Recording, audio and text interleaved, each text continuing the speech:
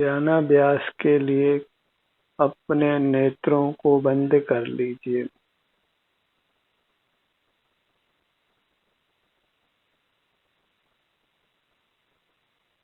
नेत्रों को बंद ही रखें।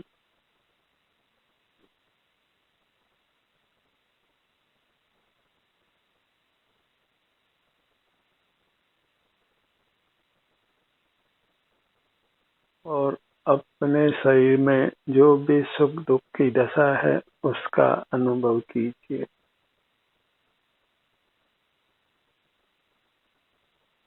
सर्व जीव अनुभूति स्वरूप हैं।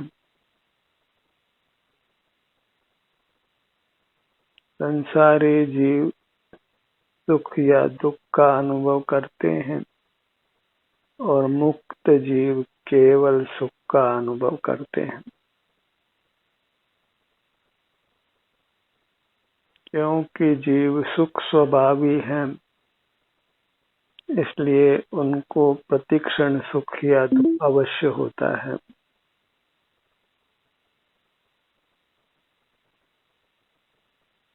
अचेतन पदार्थों को सुख दुख का अनुभव नहीं होता, इसलिए वे अनुभूति स्वरूप नहीं है।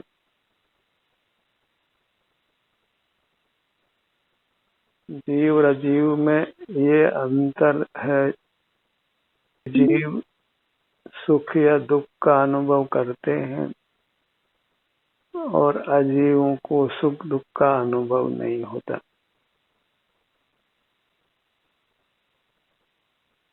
जीव सुख या दुख के अनुभव के बिना एक क्षण भी नहीं रहता। निद्रा या मूर्छा के समय भी वे सुख या दुख का अनुभव अवश्य करते हैं।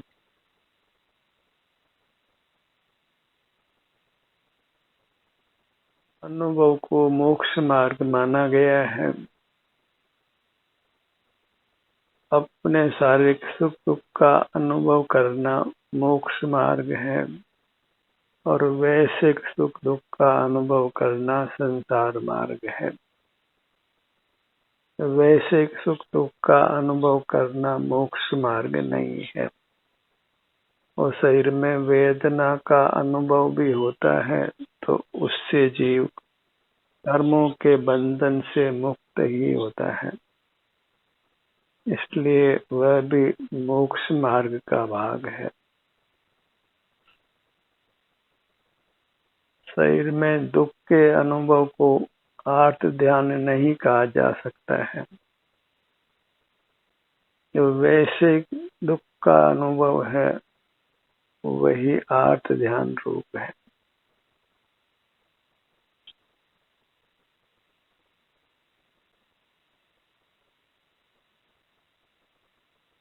शरीर में वेदना की स्थिति का अनुभव तो सब जीव करते ही हैं, किंतु जब शरीर में वेदना नहीं होती तो उस समय शारीरिक सुख का अनुभव नहीं कर जीव विषयों से जुड़ते हैं और वैश्विक सुख दुख का अनुभव करते हैं और वह संसार मार्ग होता है। शारीरिक दुख नहीं होना और आराम की स्थिति का होना, उसी का जीव दुरुपयोग कर अपने संसार को बढ़ाता है। वेदना नहीं होने की स्थिति को ही वह अभिशाप में बदल देता है। उस स्थिति का अनुभव नहीं करके वो बाह्य जगत से जुड़कर वैश्विक सुख दुख का अनुभव करता है। अपनी उत्तम स्थिति को अनुत्तम बनाता है।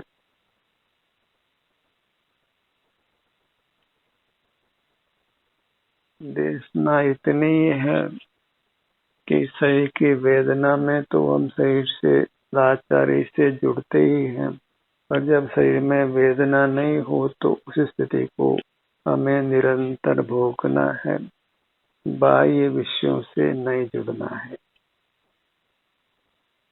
इतना हम कर लेते हैं तो शीघ्र ही परमात्मा पद को पा सकते हैं।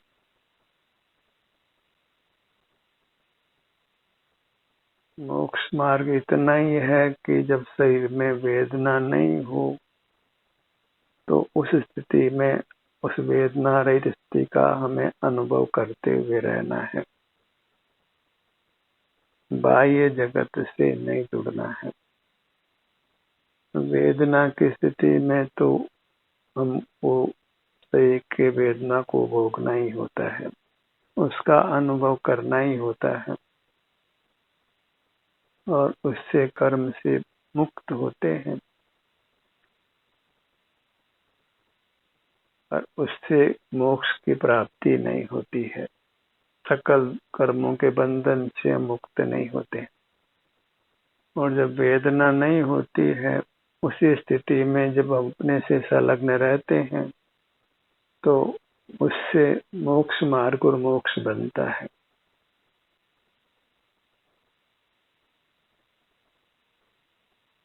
पशु पक्षी हो या मनुष्य हो, बालक हो, युवा हो या वृद्ध हो, जागते हुए हो या निद्रा में हो, मूर्छा में हो, सुख दुख का अनुभव जीव सदा करता है। निद्रा और मूर्छा की स्थिति में शारीरिक सुख दुख का वेदन नहीं होता, इसलिए मोक्ष मार्ग नहीं बनता है।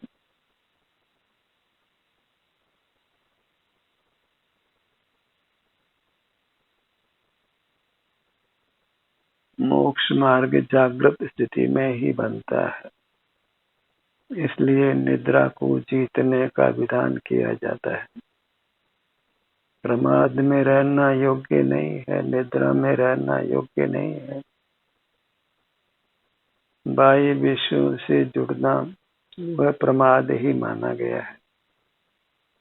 जब शरीर में वेदना नहीं है, उस स्थिति में अपने शरीर के वेदना स्थिति को अनुभव करना वही सावधानी है, वही मोक्ष का पुरुषार्थ है।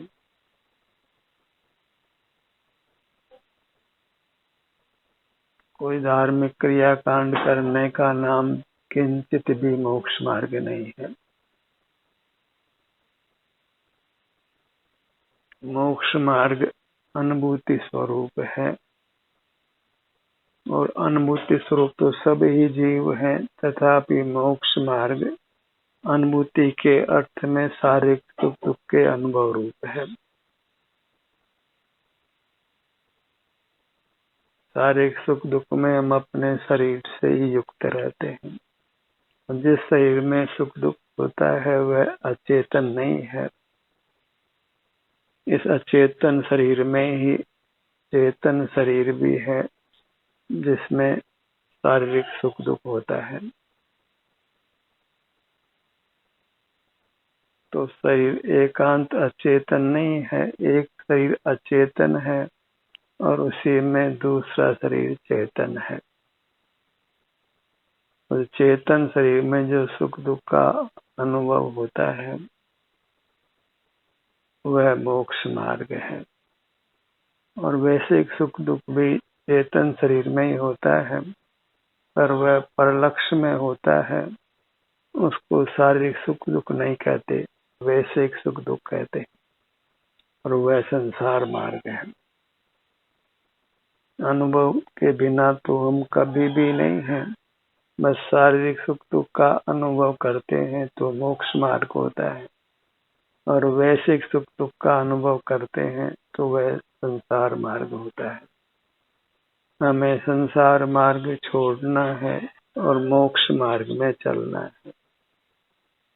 तो स्थाप निज को मोक्ष पथ में ध्या अनुभव तो उसे। अपने आप को शारीरिक सुख दुख के अनुभव में स्थापित करिए, वही अपने को मोक्ष पथ में स्थापित करना है। जब अपना ध्यान अपने शरीर पर लाते हैं, उसके अंग उपांगों पर लाते हैं, तो हमें शारीरिक सुख दुख का अनुभव होता है। ऐसा नहीं है कि केवल का ही अनुभव होता हो। कभी कर्म का उदय होता है तो शारीरिक दुख का अनुभव होता है, और जब कर्म का उदय नहीं होता तो शारीरिक सुख का अनुभव होता है। उसमें हमारा कुछ जोर नहीं है। हमारा जोर बस अपने शरीर में होने वाले जो भी सुख दुख की दशा है उसका अनुभव करते हुए रहना है। बहिर्मुख रहकर वैश्विक सुख दुख का अनुभव नहीं करना है। इतना ही विवेक है, इतना ही भेद विज्ञान है। इसी भेद विज्ञान के बल पर जीव संसार से मुक्त होते हैं। भेद विज्ञान सिद्धा सिद्धा किल केचन, अश्य भाव तो बद्धा बद्धा किल केचन। निरंतर ही हम अनुभूति स्वरूप होने से सुख दुख का अनुभव करते हैं, पर कौन से सुख दुख का अनुभव करना और कौन से सुख दुख का अनुभव नहीं करना, यही विवेक करने योग्य है। हमें शारीरिक सुख दुख का अनुभव करते हुए रहना है और वैश्विक सुख दुख का अनुभव नहीं करना है। अंतर्दृष्टि से हम शारीरिक सुख दुख का अनुभव करते हैं और बहिर्लक्ष्य से हम वैश्विक सुख दुख का अनुभव करते हैं। तो बहिर्दृष्टि संसार मार्ग होती है और अंतर्दृष्टि मोक्ष मार्ग होती है।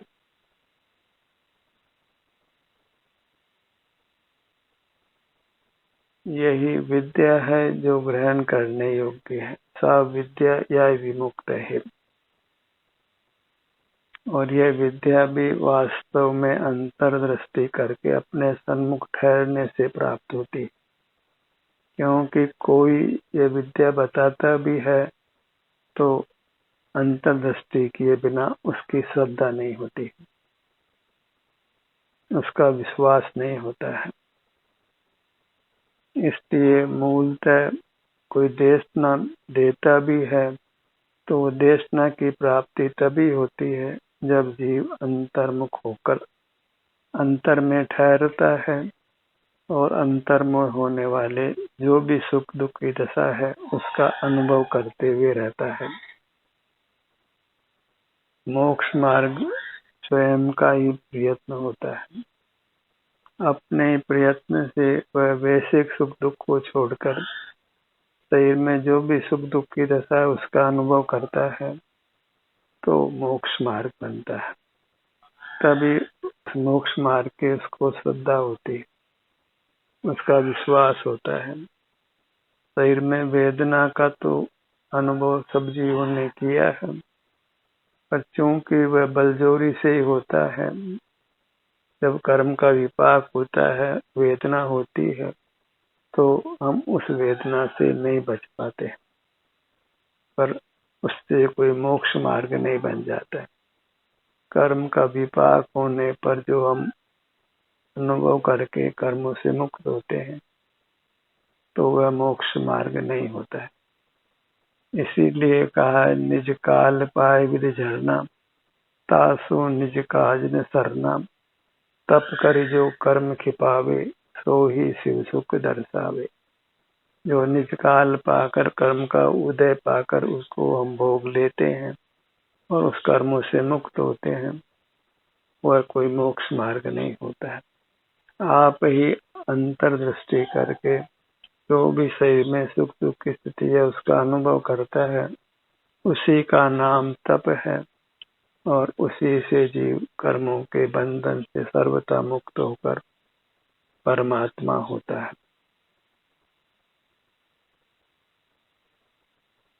इतना वेद विज्ञान होने पर जीव अपने आप को वैश्विक सुख दुख के अनुभव से बचाता है और अंतर्दृष्टि कर अपने शरीर से युक्त होता है। फिर भले ही वहाँ वेदना क्यों न अनुभव में आवे, वेदना अनुभव में आवे या आराम की स्थिति अनुभव में आवे, वह उसी का अनुभव करते हुए रहता है। उसको उस अनुभव में मोक्ष मार्ग की श्रद्धा होती है। यही अनुभव करके मैं संसार दुखों से मुक्त होऊंगा, परमात्मा होकर निरंतर सुख को भोगूंगा। तो शारीरिक सुख दुख का अनुभव करने की स्थिति वह अंतर्मुख रहने की स्थिति है और वैश्विक सुख दुख का अनुभव करने की स्थिति बहिर्मुख रहने की स्थिति है। तो अंतर्मुखता वह सुख का हेतु है, कर्म क्षय का हेतु है। और बहिर्मुखता है वह कर्म बंधन का हेतु होने से वह दुख का हेतु है। बहिर्मुखता में भले ही हम सुख का अनुभव करें पर वह कर्म बंध का हेतु है, मोक्ष मार्ग नहीं है, संसार मार्ग है। और अंतर्मुखता में भले ही शरीर में दुख हो उसका अनुभव करें, वह आर्त ध्यान नहीं है, कर्म बंध का कारण नहीं है, वह धर्म ध्यान है और कर्म की निर्जरा का ही कारण है।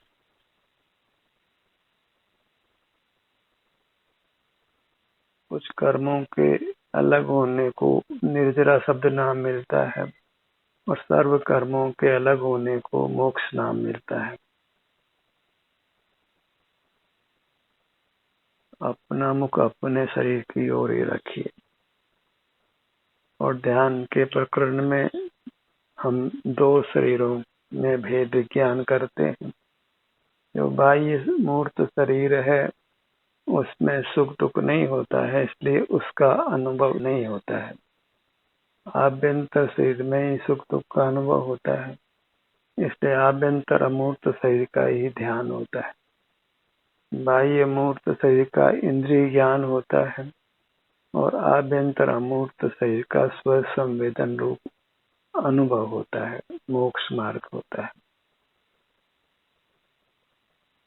ये सब चर्चा इसलिए है कि हम धर्म के संबंध में मिथ्या श्रद्धालु नहीं हो, अनुभव के अतिरिक्त अन्य कार्यों को करते हुए अपने को मोक्ष मार्गी नहीं माने, उसको धर्म नहीं माने। क्योंकि धर्म के नाम पर नाना कार्य किए जाते हैं, अपने अनुभव के अतिरिक्त उन सब को जीव धर्म मानकर करता है और उसमें किंचित भी धर्म नहीं होता। क्यों? धर्म शारीरिक सुख दुख के अनुभव करने का नाम है, वह अंतर्दृष्टि से होता है, तो अंतर्दृष्टि करना ही धर्म है। अपने ध्यान को अपने सिर के भाग पर लाइए।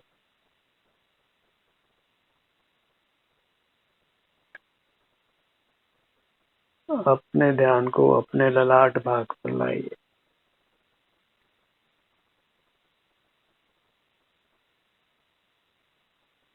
कर्म का विपाक हो तो अपना ध्यान अपने किसी शरीर के भाग पर लाने पर हमें वेदना अनुभव में आती है, और कर्म का विपाक नहीं हो तो वेदना अनुभव में नहीं आती है, आराम या सुख अनुभव में आता है।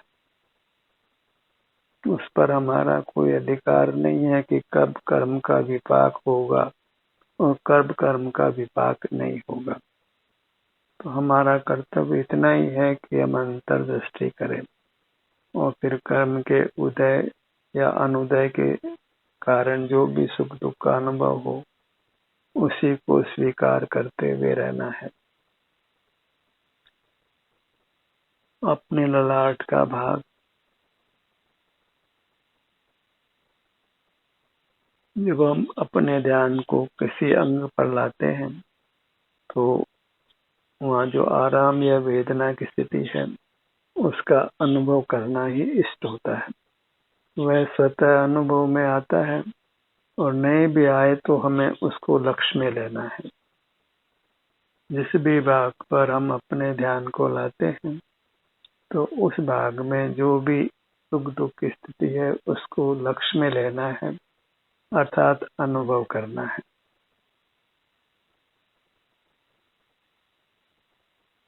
अपने ध्यान को अपने भ्रूमध्य पर लाइए। ध्यान का ध्येय हमारा शरीर है, शरीर में होने वाले सुख दुख का अनुभव है। इस तरह ध्यान के स्वरूप का यथार्थ निर्णय करना चाहिए और उस ध्यान में बाह्य पदार्थों का किंचित भी ज्ञान नहीं है, कुछ विकल्प भी नहीं है।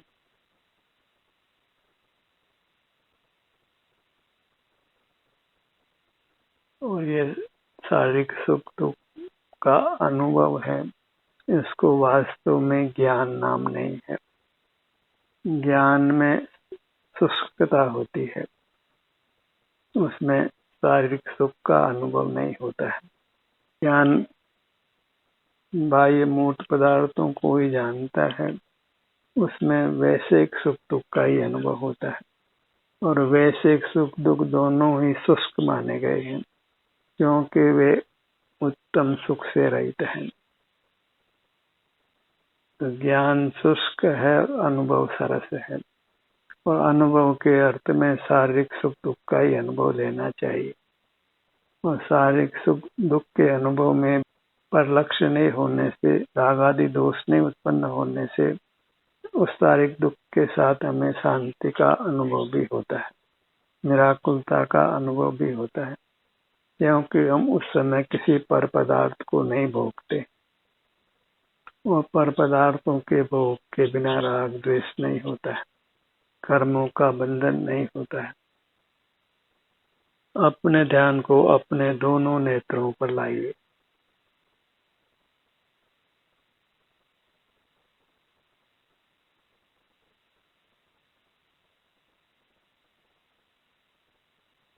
योग निद्रा को पुनः पुनः किया जाए, मैंने अपने ध्यान को अपने शरीर पर पुनः पुनः लाया जाए, तो ये भेद विज्ञान सहज ही फलित होता है।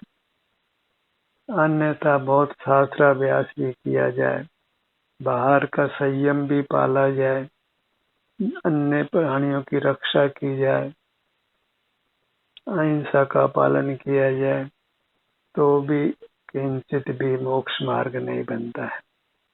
भले ही आप सत्य बोलें, चोरी ना करें, ब्रह्मचर्य से रहें, परिग्रह रहित नग्न रहें, मौन से भी रहें, निष्कंप भी रहें, इन सब से किंचित भी मोक्ष मार्ग नहीं बनता है। तो मोक्ष मार्ग का एक ही प्रकार है, अपने शारीरिक सुख दुख का अनुभव करते हुए रहना, और वह सब अंतर्दृष्टि से ही होता है। बाह्य दृष्टि में शारीरिक सुख दुख का अनुभव नहीं होता है, और वेदना तीव्र हो तो फिर बाह्य दृष्टि बनती ही नहीं है, वह हमें अपनी ओर खींचे हुए रहती। तीव्र कर्म के विपाक के अनुभव से बचना संभव नहीं होता है, उसको भोगना ही पड़ता है। अपने ध्यान को अपने दोनों कानों के भाग पर लाइए।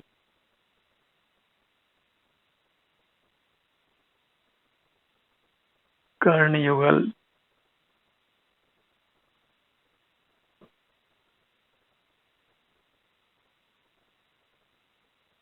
जैसे जैसे उम्र बढ़ती है, वृद्धावस्था आने पर जीव स्वतः ही बाहरी कार्यों में प्रवृत्त करने की उसकी शक्ति कम होती जाती है। तो जब हम युवा हों, शरीर में बल विशेष हो, तब यदि हम बाह्य कार्यों में प्रवृत्त नहीं होते हैं, तो वह वास्तव में मोक्ष मार्ग बनता है। बल जोरी से ही बाह्य प्रवृत्ति हम नहीं कर पाते हैं, तो उससे कोई मोक्ष मार्ग नहीं बनता है। जब हम इंद्रिय ज्ञान करने में समर्थ होते हैं, वासनिक चेष्टा करने में भी समर्थ होते हैं, विचार करने में भी समर्थ होते हैं, कायिक चेष्टा करने में भी समर्थ होते हैं, तो उन सब सामर्थ्य को उपयोग में नहीं लेकर जब हम अंतर्दृष्टि कर्म शारीरिक सुख दुख का ही अनुभव करते हैं, जो भी स्थिति है सुख या दुख के अंतर में उसका अनुभव करते हैं, तो मोक्ष मार्ग बनता है। क्योंकि मोक्ष मार्ग वास्तव में यत्न रूप है, पुरुषार्थ रूप है। इसमें हम अपने आप को बाह्य दृष्टि करने से रोकते हैं, वैश्विक सुख दुख के अनुभव से रोकते हैं, और अपना मुख अपनी ओर करके अपने शरीर में जो भी सुख दुख की दशा है उसका अनुभव करते हुए रहते हैं। वही अनुभव मोक्ष का मार्ग है। अनुभव मार्ग मोक्ष को, अनुभव मोक्ष स्वरूप।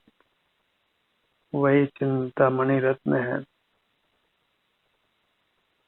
बिना जांचे ही उससे हमें सुख की प्राप्ति होती है। आनंद रस का भोग होता है। अपने ध्यान को अपने मुख पर लाइए।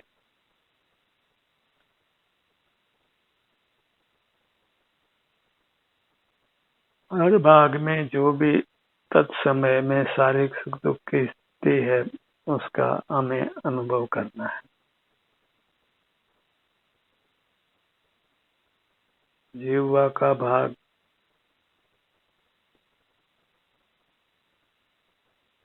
भीतर सुख या दुख है उसमें कुछ भेदभाव नहीं करना है।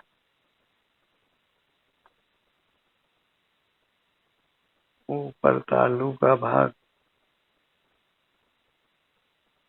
ठुड्डी का भाग, दोनों गालों का भाग, पूरा मुखमंडल।